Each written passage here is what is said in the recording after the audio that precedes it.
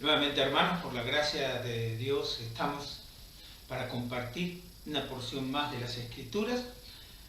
Como cada reunión de oración, tenemos la oportunidad de tener este pequeño tiempo, y el tema que estamos tocando es honrar la vida. ¿Se recuerdan la vieja canción? Esa que decía, no es lo mismo vivir que honrar la vida. Algunos simplemente viven y otros honran su vida. Y eso hace la diferencia para el futuro, para su herencia, para sus descendientes. Continuando con ese pensamiento, en el Salmo 37, vamos a hablar del versículo 18 al versículo 20. Ahora, me fue interesante el lunes, me encontré con una frase de un famoso llamado Aristóteles, de los griegos. Es interesante que este hombre, ya en aquellos tiempos, él escribió esta expresión: la esperanza es el sueño del hombre despierto. Todavía no me había puesto a mirar en los textos que nos correspondían, pero tuve que dar gracias a Dios. La esperanza es algo que realmente llena el corazón y hace que las personas obren de manera distinta o diferente en nuestra vida. Cuando nosotros estamos en la oportunidad de tener la esperanza de un nuevo trabajo y se nos brilla el sol y el rostro y se nos ilumina y se lo compartimos a unos y a otros, pero es la esperanza. Es la esperanza. Miren lo que nos dice en estos versos del Salmo 37, versículo 18, versículo 19 y versículo 20.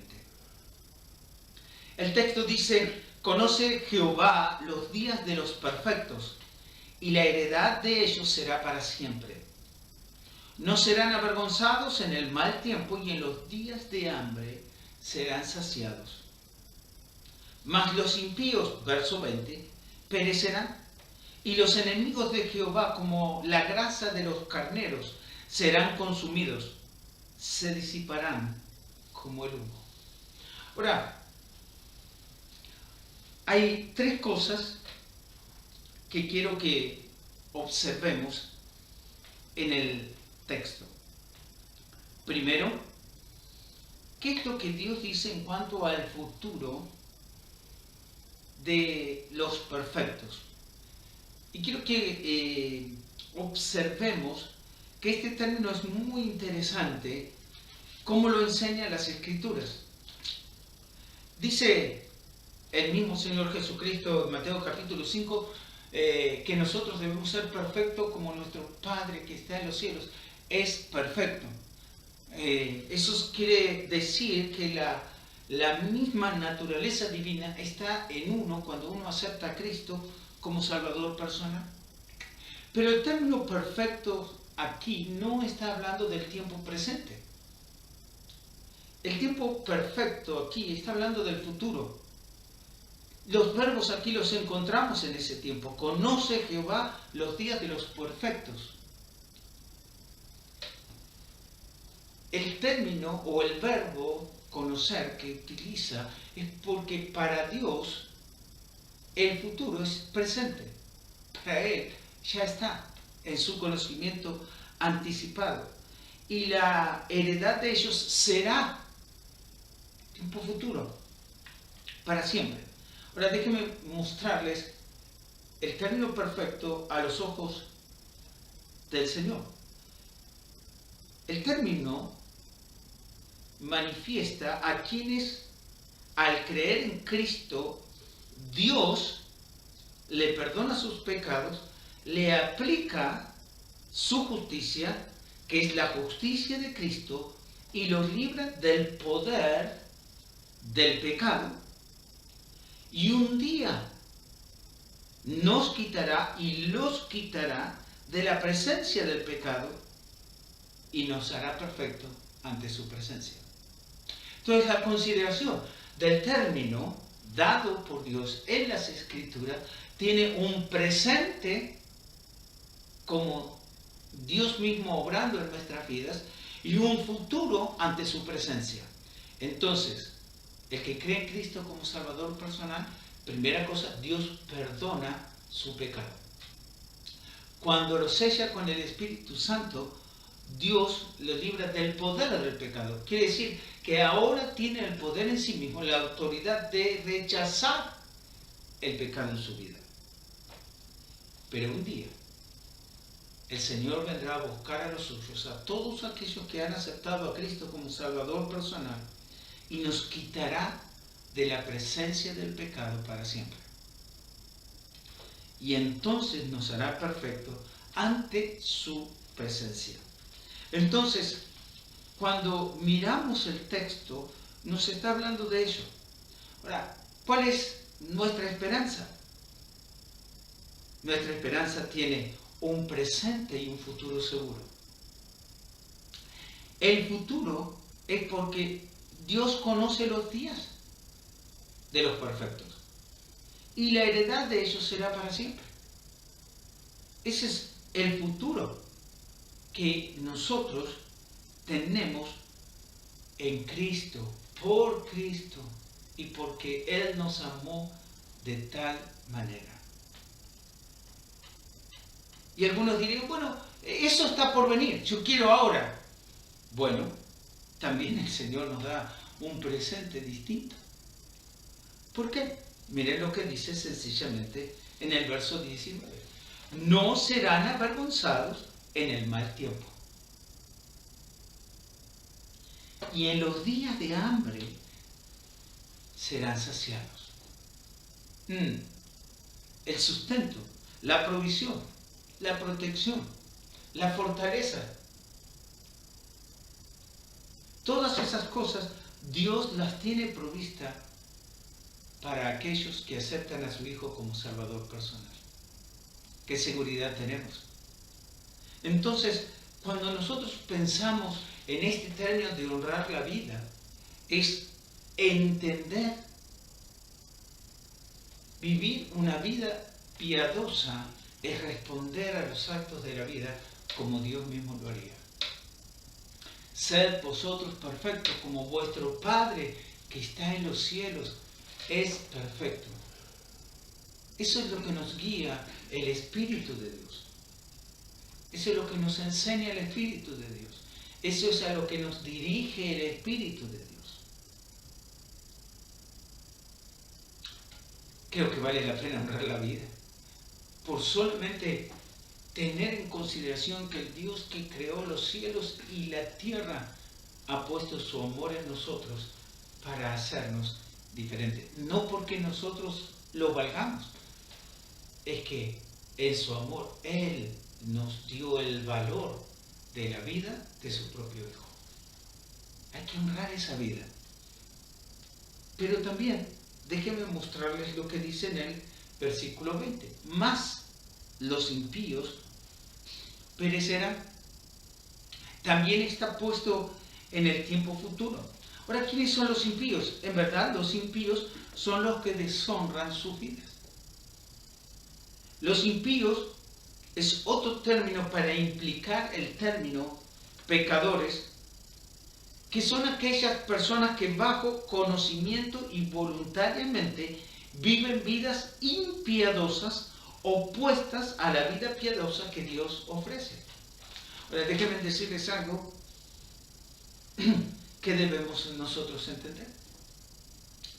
Vivir impiadosamente no es solo en forma singular para aquellas personas que son incrédulas y viven sin Dios en este mundo. Lamentablemente, muchos hijos de Dios olvidaron honrar su vida y viven vidas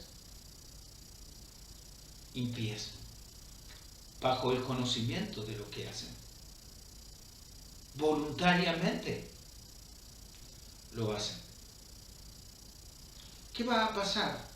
Pero aquí el término impío es aplicado a aquella persona que no ha aceptado a Cristo como Salvador personal. Entonces, deshonran su vida. ¿Qué es lo que dice que va a ocurrir? Perecerán.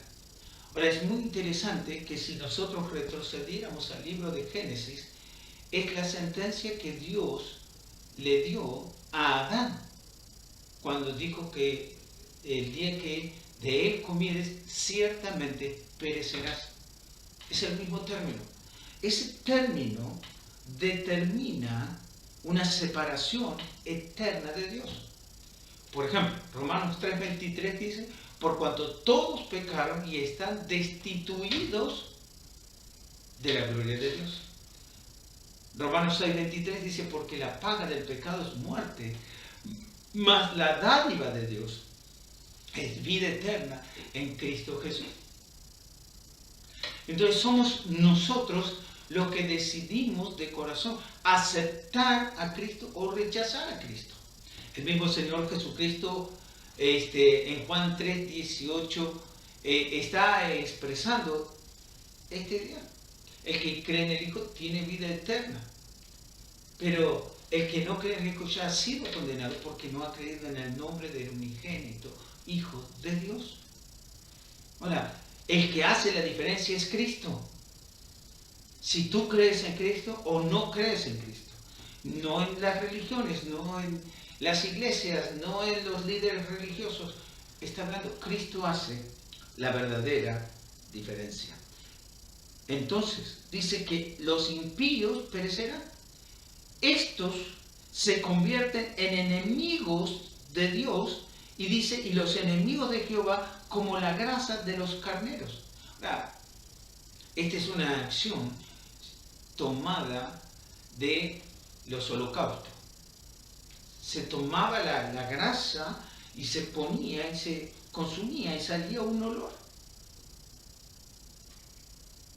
Creo que los hombres y las damas vamos a entender cuando algunos van por el colectivo o el tren y comienzan a sentir ese olor a grasita quemada de aquellas personas que se dedican a hacer en el camino un sándwich de vacío o lo que fuere. Y yo he escuchado a más de uno decir que lo hacen a propósito para que genere ese olorcito y ese humo con el cual atrae a los clientes. Ahora aquí nos está hablando de que el término que utiliza, que los enemigos serán consumidos. Ahora, esto no es una desaparición espiritual. Esta es una horrenda expectación de juicio. Y la otra palabra interesante que utiliza allí es se disiparán como el humo. Ahora, en la gramática simplemente nos está aclarando.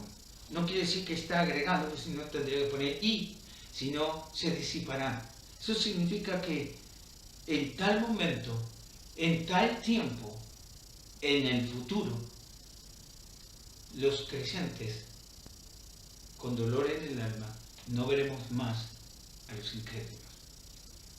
¿Qué va a pasar con los perfectos? Su heredad será para siempre. ¿Qué será con los impíos? Serán consumidos, se disiparán como humo. ¿Qué ejemplo? Estimados hermanos, a veces debemos decidir. Santiago escribe y dice que aquel que se hace amigo del mundo se constituye enemigo de Dios, y le está hablando a los creyentes. Así que con el presente que tenemos y el futuro que nos espera, es lo que dijo Aristóteles. Yo no sé si Aristóteles sería creyente, pero esta es una buena frase. La esperanza es el sueño del hombre despierto. Este no está hablando de una posibilidad, no. Dios dice, Él conoce. Fíjense, ese término, ese verbo, está en tiempo presente. ¿Por qué Él conoce? Está hablando de el Dios omnipresente, omnisciente, que todo lo sabe. Entonces, Él sabe lo que será nuestro futuro.